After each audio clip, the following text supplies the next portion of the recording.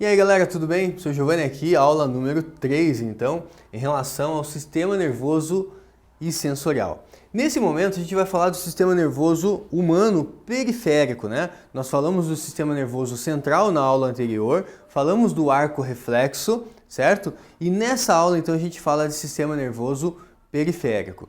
Se você lembra do começo da aula anterior, eu comecei mostrando para vocês que o sistema nervoso periférico ele era dividido lá, né, em autônomo e somático. Então, bora dar uma olhada nesse sistema nervoso aí periférico do tipo autônomo.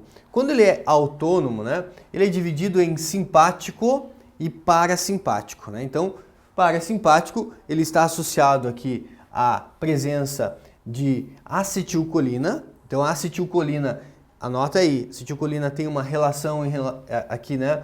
Uma relação em intimidade aí com o sistema nervoso autônomo do tipo parasimpático, enquanto a adrenalina aqui, na verdade a noradrenalina, né, tem essa relação de intimidade aqui com o sistema nervoso periférico aí do tipo simpático, né? Então, falou em simpático, você pensa adrenalina, noradrenalina. Falou em parasimpático, você sintoniza teu pensamento aí com a acetilcolina. Galera, isso aqui é muito interessante para você entender, às vezes, como funciona o teu comportamento aí. Ai, vi a pessoa que eu gosto, fiquei, né, numa euforia danada, né? Viu o teu crush lá passando, nossa, parece que o coração vai sair pela boca, você fica doido. O que aconteceu nesse momento? Você acionou o teu sistema nervoso periférico do tipo simpático.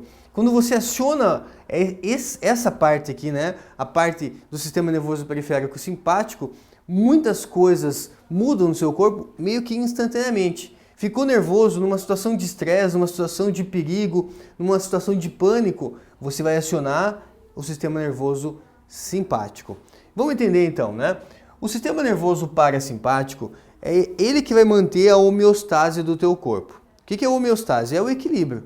Por exemplo, batimento cardíaco. Qual é a normalidade, né, de batimentos cardíacos por minuto? 70 batimentos cardíacos por minuto é o normal, certo? Então, o sistema nervoso parasimpático é ele que vai garantir ali 70 batimentos por minuto. Agora, quando eu fico numa euforia danada, quando eu fico, né, ansioso, quando alguma coisa, né, me estressa, quando eu vejo alguma coisa, né, tipo a pessoa que eu gosto, tudo isso dá uma euforia. Então eu acabo acionando o meu sistema nervoso do tipo simpático. Então pense assim, o parasimpático ele garante a normalidade, enquanto o parasimpático ele vai preparar o teu corpo para alguma coisa. Geralmente, né, para luta ou fuga. Então agora nesse momento você vai entender por que você fica nervoso e por que acontece lá o branco no dia de prova quando você fica nervoso. Vamos dar uma olhada aqui então, olha só. Em relação à pupila, o sistema nervoso parasimpático ele mantém a sua pupila mais contraída, né? Ele traz ali para a normalidade. Normalidade não é você ficar com a pupila dilatada igual o cara de louco, né? Quando o cara está com a pupila dilatada, você fala, meu Deus, fulano hoje está com uma cara de louco, né? Porque a pessoa ela mostra isso na fisionomia dela quando ela está estressada. Uma das coisas que a gente observa, né, a pupila bem dilatada. Então a pupila quando ela está mais contraída, quando ela está mais fechadinha, isso demonstra que a pessoa está em homeostase, a pessoa está em equilíbrio, é um dos sinais que a gente consegue observar.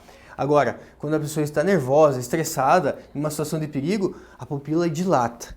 Então ela dilata para tentar aumentar o teu campo de visão, só que às vezes isso até meio que dá uma embaçada na visão, porque se for de dia, né, tiver muita luz, pupila dilatada, isso inclusive até atrapalha para você formar a imagem, mas ele aumenta o campo de visão. Pode ser que você fale assim, cara, na hora eu não vi nada, né? Na hora eu não vi nada, eu só observei o ambiente e corri, né? Então vai preparar o teu corpo para fuga ou luta. Aí nós temos o que? Temos a produção de saliva. Galera, produzir saliva numa situação de estresse é importante? Ah, é importante. Vai que é um assalto, eu preciso cuspir no ladrão, né? Não, não é importante, gente. Produzir saliva normalmente é o normal, né? Eu tô aqui, eu tô produzindo saliva, certo? Então, eu estou estimulando a produção de saliva. Agora, numa situação de perigo, é quando você fica com a boca seca, né? Talvez você já ficou estressado, já ficou nervoso, já teve uma situação de perigo e você falou assim, cara, fiquei com a boca seca, nem saliva eu produzia. Por quê? Porque você aciona, né, o seu sistema nervoso simpático, que ele vai inibir a produção de saliva. Por que é importante, gente, desligar algumas estruturas? Para que teu corpo possa dar atenção para outras partes, né? Para poder te defender Ou seja, na hora, produzir saliva não é importante numa situação aí de estresse, numa situação de perigo. Em relação aos batimentos cardíacos, o normal então é você ter lá 70 batimentos por minuto. O parasimpático vai garantir isso, né? Ali o movimento, né, normal do coração, a contração e relaxamento do coração, a sístole e a diástole do músculo cardíaco. Enquanto o sistema nervoso simpático, ele vai fazer o quê? Ele vai preparar o teu corpo para uma luta ou fuga. Então precisa aumentar o quê, gente? Os batimentos cardíacos, para mandar mais sangue para o teu corpo, para mandar mais oxigênio, certo? E mandando mais oxigênio você tem o quê? Uma maior produção de energia, e produzindo mais energia você consegue lutar ou consegue fugir, né? Consegue dar no pé. Isso às vezes, né, o nosso corpo dá aquela percepção assim que parece que as pernas até ficam meio bamba, porque muda, gente, muda a situação de preparação do nosso corpo numa situação de perigo, certo? Então é mais sangue sendo bombeado, acelera batimentos cardíacos, vai lá para 140, 150, né, batimentos aí por minuto. Aí a questão em relação aqui à respiração, uma respiração fica mais ofegante, né? Então aumenta a ventilação pulmonar, e isso vai fazer com que dilate os brônquios, né, para que você possa aumentar essa ventilação pulmonar, certo? Para mandar mais oxigênio para o teu corpo, mais oxigênio no sangue, maior produção de energia. Então, quando aciona o sistema nervoso simpático, dilata os brônquios, o parasimpático ele vai contrair o brônquio, trazendo o brônquio ali para normalidade, certo? Com relação ao peristaltismo, né, em relação ao tubo digestório, o que acontece? Produção de enzimas, né, a secreção de enzimas e o peristaltismo, que é o movimento do tubo digestório. Nesse momento, gente, não é importante fazer digestão. Ah, pera aí que eu vou fazer minha digestão. Não, desliga isso, né?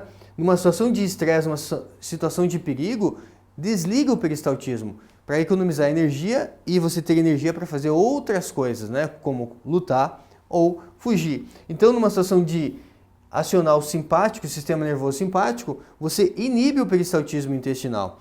É aquele momento, né, que às vezes o cara falava assim, meu, se tivesse, né, ali cocô pronto, né, eu teria feito nas calças, né, para falar um pouco mais bonitinho assim, não foi exatamente assim que geralmente as pessoas falam, mas se tivesse o cocô prontinho, ele faria nas calças. Por quê? Porque nesse momento, inclusive, até a questão, né, de você segurar fezes não é importante. Então ali o esfíncter anal, ele também não vai ser controlado, e a pessoa às vezes faz ali, né, nas calças. Às vezes faz até xixi, né? Porque vai ter a questão aqui da bexiga, a gente vai ver na questão da bexiga. Numa situação de perigo, não é interessante você ficar segurando o xixi. Então, às vezes a pessoa faz o quê? Faz xixi nas calças. E aí eu já aproveito e já adianto para vocês o seguinte, se você tem um animalzinho que quando você chega em casa, ele faz xixi quando ele te vê, o que eu já vi o pessoal fazendo por aí? Bate no cãozinho, bate no gato. Não faça isso, gente. Quando você chega em casa, se o teu cão ele faz xixi, significa que ele teve uma emoção tão grande de te ver, e aí o que acontece? Ele acaba fazendo xixi, né? Ele acaba fazendo xixi, então não bata nele, ele só fez isso porque ele não teve culpa, né? Ele acionou o sistema nervoso dele autônomo aqui do tipo simpático, e ele faz o xixi ali por quê? Porque ele teve uma emoção tão grande de te ver, porque acionou ali esse sistema nervoso simpático. E aí tem gente que vai lá e bate, seu cão, né, não deve fazer xixi e tal. E aí, né, imagine, o cão tá com uma emoção tão grande e o dono vai lá e ainda bate, né? Então dá dó do bichinho aí. Então nessa situação, né, de estresse, ele inibe o peristaltismo, inibe a secreção ali de enzimas digestivas, enquanto na normalidade ele estimula o peristaltismo e estimula a secreção. Então a acetilcolina, ela garante a homeostase do nosso, né, sistema nervoso aí do tipo autônomo. E aí, com relação à liberação, estimula a liberação de glicose, né? Aqui, se você pensar no fígado, você tem armazenado ali glicose na forma de glicogênio, né? Então, essa glicose que está armazenada na forma de glicogênio, ela é estimulada a ser liberada uma grande quantidade de glicose, porque a glicose é um monossacarídeo, é um açúcar que está relacionado à produção de energia lá pela célula. Então, libera muita glicose lá do fígado, e aí mais glicose no sangue, garantindo mais energia aí nas células, né, para você lutar ou fugir. Enquanto numa situação de normalidade, o fígado vai estar fazendo o quê? Vai estar secretando a bile. Ele vai estar, né, numa relação ali, produzindo a bile, secretando a bile, lançando a bile, né? e para fazer o quê? Para auxiliar no processo de digestão. Numa situação de perigo, o fígado ele vai daí acionar, né, ser acionado o processo de quebra de glicogênio, liberando glicose na corrente sanguínea.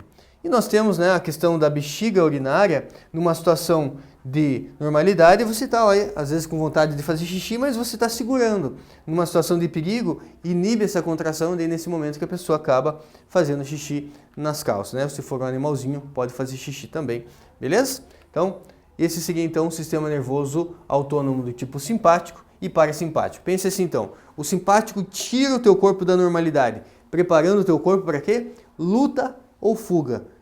Eu vou fazer uma prova, então, quando você for fazer uma prova e você perceber que você fica com a boca seca, que a tua pupila dilata, você fica meio cego, né? Que acelera teus batimentos cardíacos, você acionou esse lado aqui. Você tem que fazer o quê? Respira fundo, tenta se acalmar. Existem técnicas aí de meditação antes da prova. Existem técnicas, né, que os psicólogos ensinam aí para você se preparar. Se você tem esse problema relacionado, eu vou fazer uma prova. Qualquer momento decisivo na vida da gente, é normal a gente ficar ansioso, né? Mas se você se preparou, você respira fundo, você, né, coloca na sua cabeça que você é capaz, falando, eu me preparei o ano inteiro, e aí você começa a acionar o teu sistema nervoso parasimpático, né? Quando você respira fundo, você tenta se acalmar, você vai aos poucos trazendo o teu corpo para a homeostase, trazendo o teu corpo para a normalidade. Legal? Então vamos lá. 3 exercícios aí. Em situações de perigo, o sistema nervoso autônomo simpático produz uma série de alterações fisiológicas importantes para o corpo humano. Essa resposta do organismo é chamada de reação de luta ou fuga, provocada pela liberação ali de adrenalina na corrente sanguínea. A liberação desse hormônio resulta na redução do seguinte processo vital. Então, quando libera adrenalina, o que reduz? Né? Reduz a sístole ventricular? A sístole cardíaca reduz? Não, aumenta, né? Aumenta o batimento cardíaco, então aumenta a sístole, a contração do ventrículo. Reduz o batimento cardíaco? Não, aumenta o batimento cardíaco. Ele quer saber, né? Quando libera adrenalina, o que reduz? Reduz a dilatação brônquica? Não, dilata os brônquios. Então, até aqui, né, não é nada reduzido. Agora, o peristaltismo intestinal, isso não é importante numa situação de luta ou fuga, ele é inibido. Então, o que é reduzido é o movimento o peristaltismo em relação ao movimento do tubo digestório relacionado a estômago, esôfago, intestino, né? De modo geral, isso é inibido. Beleza? Mais um. Um ataque com gás tóxico deixou dezenas de mortos, né, em Khan Sheikhoun, cidade síria controlada por opositores do ditador Bashar al-Assad.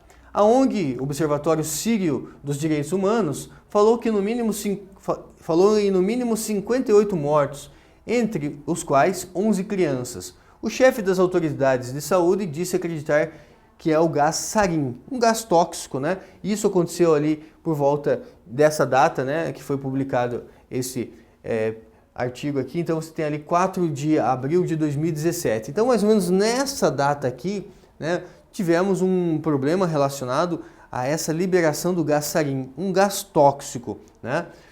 Sabe-se que o gás sarin é um composto organofosforado que inativa a enzima acetilcolinesterase humana. Ele inativa uma enzima chamada acetilcolinesterase humana, responsável por degradar acetilcolina. Então pense assim, galera, acetilcolina no músculo estriado esquelético, quando eu dou o comando para contrair, o que é liberado aqui no meu bíceps? É liberado acetilcolina. A acetilcolina ela é responsável pela contração, certo? E aí, para eu poder relaxar, o que acontece?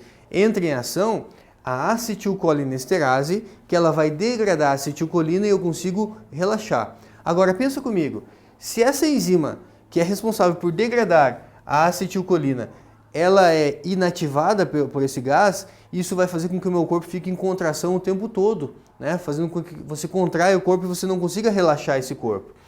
Nesse caso, a vítima do gás sofre com seus efeitos diretos sobre as funções hepáticas? Não é função hepática. Aqui, né, vai estar associado a uma situação de tentar trazer o corpo dela para a normalidade, né, e não conseguir. A cascata de coagulação sanguínea, não. O sistema imunológico, não. Vai estar relacionado ao sistema nervoso parasimpático. Porque o sistema nervoso parasimpático, ele tende a trazer o teu corpo para a normalidade e não, ele vai ficar contraído, né, causando ali um processo de contração que pode levar inclusive a pessoa até a morte, né?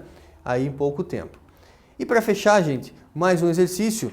Aqui, dá uma olhada lá. A ação fisiológica de drogas como o crack e a cocaína, resumidamente, é explicada pelo bloqueio de canais de recaptura de neurotransmissores, como a dopamina, por exemplo. A presença de dopamina na sinapse neural por um tempo prolongado confere as alterações nas sensações e no comportamento do usuário. Lembra, a dopamina está relacionada ao humor, né? Principalmente controle do humor. Tendo em vista a propagação do impulso nervoso nos neurônios cerebrais humanos, é correto afirmar que a ação do crack e da cocaína ela ocorre nos receptores de membrana localizados nos axônios? Não. O axônio libera, né, e vai agir nos dendritos do outro neurônio. Então, nos receptores de membrana localizados nos dendritos. Então, sempre um axônio libera e um dendrito vai fazer a captação. Então, ele vai agir, né, na membrana dos dendritos. Então, resposta correta, letra B. Legal, gente? 3 exercícios aí bem legal. Vou deixar um desafio aqui para vocês fazerem uma pesquisa em relação ao gás sarin, né? A questão como que esse gás age na musculatura, bem interessante, isso pode aparecer aí eventualmente nas questões, tá? Beleza? Um grande abraço então, gente, e até a próxima aula. Tchau!